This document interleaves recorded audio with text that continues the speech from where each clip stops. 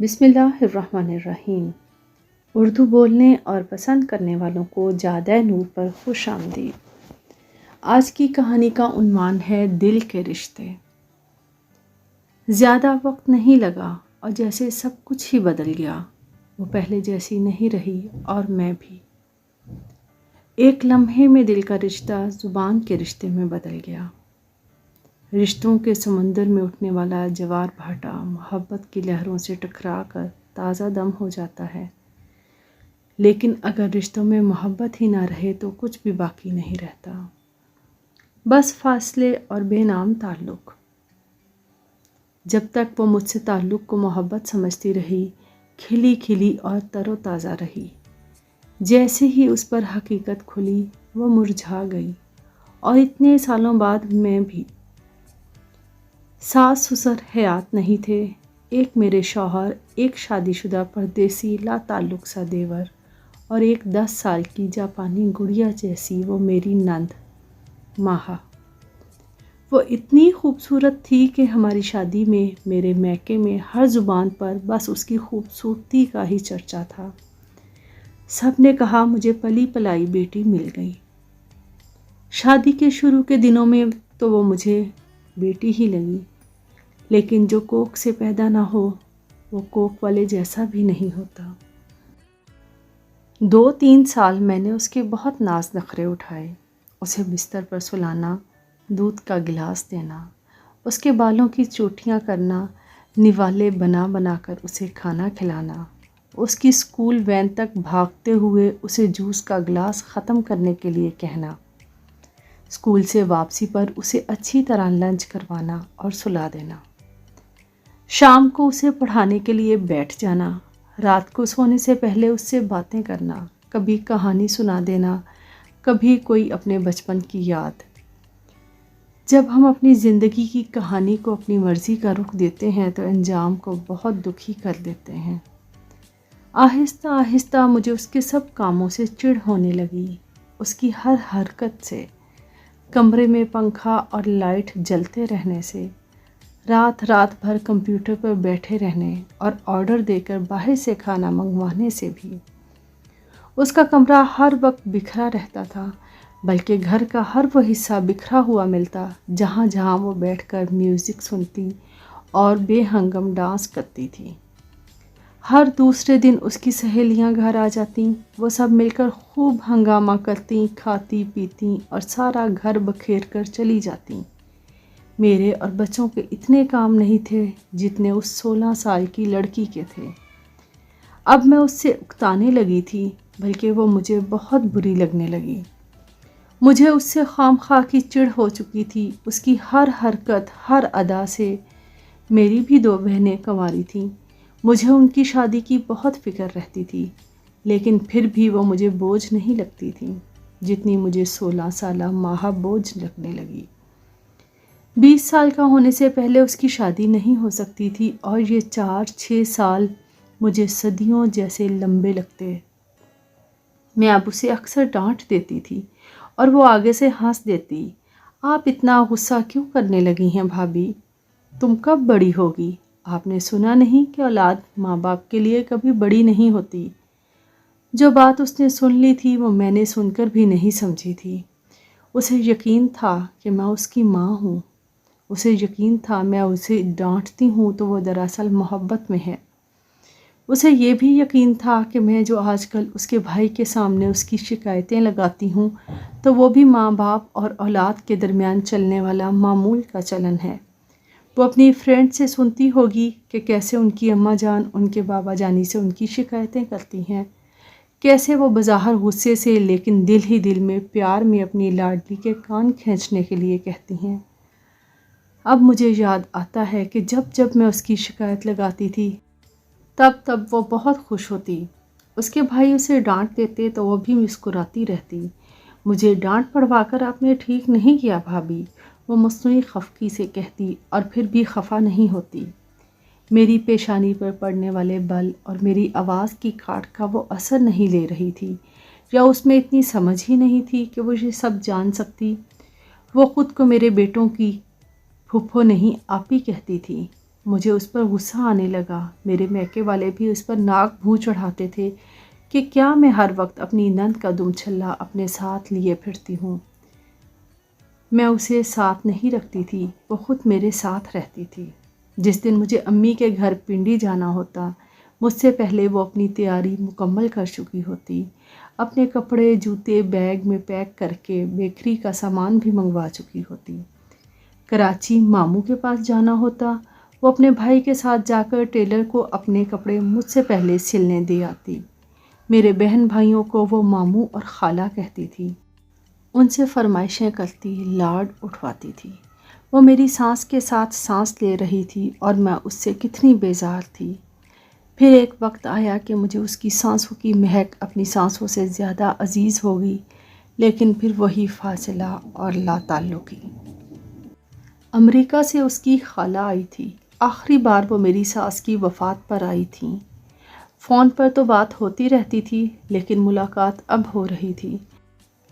وہ تھوڑی تنک مزاج تھیں، کچھ پیسہ ان کے پاس بہت زیادہ تھا، کہیں کوئی نقص تو نہیں نکالتی تھیں، لیکن نگاہیں بتا دیتی تھیں کہ انہیں کیا پسند آ رہا ہے اور کیا نہیں۔ ناک ان کی ضرورت سے زیادہ اونچی تھی۔ جمال نے ان کی آمد کے لیے اچھے خاصے پیسے گھر کی آرائش پر خرچ کیے تھے، لیکن پھر بھی انہیں گھر میں نقص ہی نظر آ رہے تھے۔ ماہا سے وہ پیار کرتی تھی، لیکن ان کے لیے بھی ان کا انداز تنقیدی ہی تھا، کڑی نظروں سے اس کا جائزہ لیتی رہتی۔ ان دنوں ماہا بہت بدل گئی تھی۔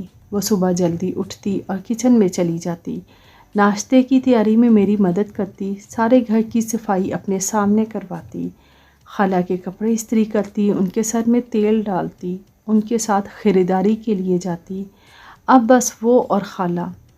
آج کل اس کی کوئی سہیلی بھی گھر نہیں آ رہی تھی۔ اس کا کمرہ بہت ہی اچھی حالت میں رہنے لگا۔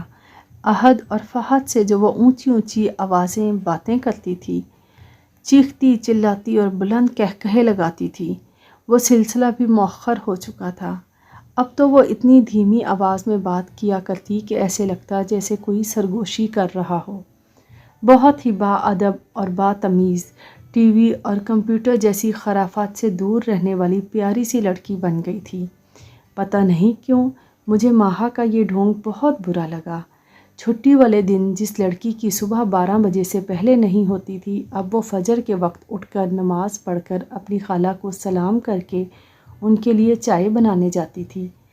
پہلے تو مجھے دل ہی دل میں ہنسی آتی رہی، پھر میرا دل چاہا کہ میں اس کے ڈرامے کا پردہ چاک کر دوں۔ میں نے خود کو باز نہ رکھا اور ایک دن بظاہر مذاق میں، لیکن دراصل سنجیدگی سے خالہ کو اس کی عادتیں گنوا دیں۔ میں نے یہ تک بتا دیا کہ یہ اتنی بڑی ہو گئی ہے، لیکن آج بھی چھت پھلانگ کر اپنی سہیلی کے گھر جاتی ہے۔ اس کے جوان بھائی ہیں، 100 بار منع کیا ہے لیکن باز نہیں آتی۔ پتہ نہیں خالہ پر کس بات نے زیادہ اثر کیا کہ وہ اگلے ہی دن اسلام آباد اپنے دیور کے پاس چلی گئیں۔ 15 دن بعد وہیں سے اپنے بیٹے کے نکاح پر ہمیں مدعو کر لیا۔ چلنا ہے نکاح پر ماہا؟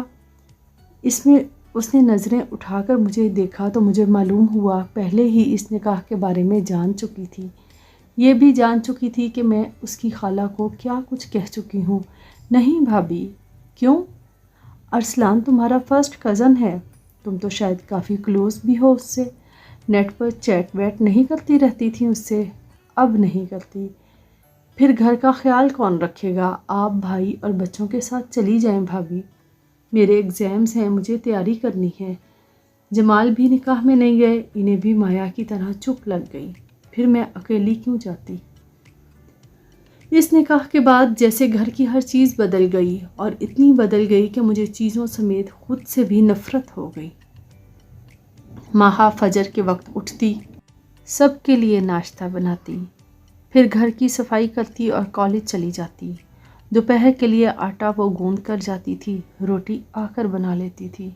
رات کا کھانا بھی اس نے بنانا شروع کر دیا۔ بچوں کو ٹیوشن دیتی، ہفتے میں 2 بار مشین لگا لیتی اور سارے گھر کے کپڑے دھوتی۔ 2 مہمان آتے یا 10، وہ سب کے لیے اکیلی کھانا بنانے لگی، گھر کو چمکا کر رکھتی۔ پتہ نہیں اس نے کیسے اور کب یہ سب کرنا سیکھ لیا تھا، کب اس نے بھاری پردوں اور لمبی چھت کو دھونے کی ذمہ داری اپنے ذمے لے لی تھی۔ اسے کیسے یہ احساس ہو گیا کہ اس کی وارڈروب میں کپڑوں کا ڈھیر پڑا ہے اور اب اسے بازار جا کر فضول خریداری نہیں کرنی چاہیے۔ اسے میوزک سے نفرت ہے، وہ اونچی آواز میں ہنس بول نہیں سکتی۔ وہ ان سب سے کب دور ہو گئی میں معلوم ہی نہیں کر سکی۔ اس نکاح کے بعد کوئی ایک بھی دن تو ایسا نہیں گزرا جب وہ دن 9 بجے سو کر اٹھی ہو۔ کوئی ایک بھی دن ایسا نہیں آیا کہ وہ میرے میکے میرے ساتھ آئی ہو۔ کوئی ایک بھی دن ایسا نہیں ہوا جب اس کی سہیلیاں گھر آئی ہوں، وہ چھت پھلانگ کر اپنی سہیلی کے گھر گئی ہو۔ فون پر اس نے کھانے کا آرڈر کیا ہوتا ہے، گلا پھاڑ کر کہکہے لگاتے ہوئے فل والیوم میں میوزک لگا کر بچوں کے ساتھ مل کر ادھم مچایا ہو۔ کوئی ایک بھی دن ایسا نہیں ہوا کہ مجھے پرانی ماہا کی جھلک نئی ماہا میں دکھائی دی ہو۔ میری اماں اور بہنیں تک اسے دیکھ دیکھ کر حیران ہونے لگیں۔ اللہ نے تمہاری دعا سن لی ہے مہوش، دیکھو کیسا سکھ دیا ہے اس نے تمہیں، اماں نے ایک دن کہا۔ کیسا دکھ دیا تھا میں نے اسے، اس نے BA کر لیا تو وہ اپنے فرینڈ کے ذریعے اپنے بھائی کو پیغام بھجوایا کہ وہ مزید آگے نہیں پڑھنا چاہتی، اس لیے اس کی شادی کر دی جائے۔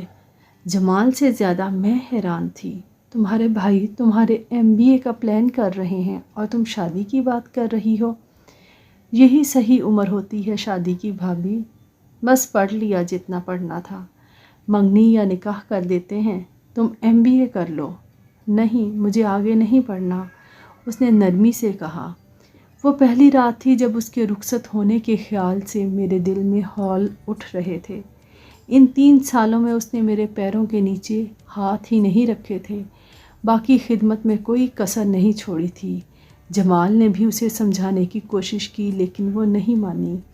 جمال کو اس کی شادی کر دینا پڑی، وہ گھر سے رخصت ہو گئی اور پھر دوبارہ کبھی واپس نہیں آئی۔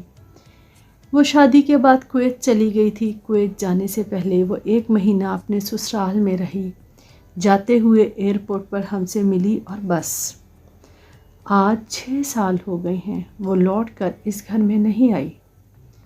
میری ساری خدمت گزاری، میرے احسان، میرے پیار وہ لوٹا گئی تھی۔ جتنا میں نے اس کے لیے کیا تھا اس سے بڑھ کر وہ کر گئی تھی۔ ایک دن میں نے اس سے فون پر کہا، ماہا تم ارسلان سے محبت کرتی ہو؟ اس کا احساس مجھے بہت بعد میں ہوا۔ اور آپ مجھ سے محبت نہیں کرتی، اس کا احساس بھی مجھے بہت بعد میں ہوا تھا بھابھی۔ اس نے گہری سانس بھری اور فون بند کر دیا۔ اس کے جانے کے بعد مجھے گھر کے کونوں میں اس کی خاموشی گونجتی سنائی دیتی۔ میں آئینے کے سامنے کھڑے ہو کر خود کو دیکھ نہیں پاتی، نظریں نہیں ملا سکتی تھی۔ گھر میں 12,000 ماہوار پر ایک ملازمہ آتی ہے، سب کام کر جاتی ہے۔ جمال کی پروموشن ہو گئی، گاڑی بھی آ گئی، گھر بھی بدل لیا۔ میرے بیٹے سارا دن AC چلا کر رکھتے ہیں۔ میری چھوٹی بیٹی دن 12 بجے سے پہلے سو کر نہیں اٹھتی، اسے گھر کا کھانا پسند نہیں۔ اپنے فون اور اپنی سہیلیوں کے ساتھ وہ اتنی مصروف رہتی ہے کہ اسے یہ تک دیکھنے کی فرصت نہیں کہ اس کی ماں بیمار ہے اور مسلسل ڈاکٹر کے پاس جا رہی ہے۔ اپنے بیکے میں اکیلی ڈرائیور کے ساتھ جاتی ہوں۔ چھوٹی بہن کے بیٹے کی شادی میں بہت مشکل سے 3 بچوں کو بارات بھر تیار کروا کر لے کر گئی۔ 3 بچوں کو اپنی خالہ، ماموں وغیرہ میں کوئی دلچسپی نہیں ہے۔ مجھے اپنے بچوں سے بہت سی شکایتیں ہیں، لیکن پھر بھی میں ان کے لیے کچھ برا نہیں سوچ سکتی۔ جس سے شکایتیں تھیں، چڑ تھی، جو بری لگتی تھی اس کے ساتھ برا کر دیا۔ لیکن یہ جرأت بیٹی کے لیے کیا کر پاؤں گی؟ میں آئینے کے سامنے کھڑے ہو کر دیکھ نہیں پاتی، نظریں نہیں ملا سکتی۔ کہانی پوری سننے کا بہت شکریہ۔ اگر آپ ہمارے چینل پر نئے ہیں تو چینل کو سبسکرائب کر دیں اور بیل کو آن کر دیں تاکہ آنے والی تمام ویڈیوز کے نوٹیفیکیشن آپ کو وقت پر ملتے رہیں۔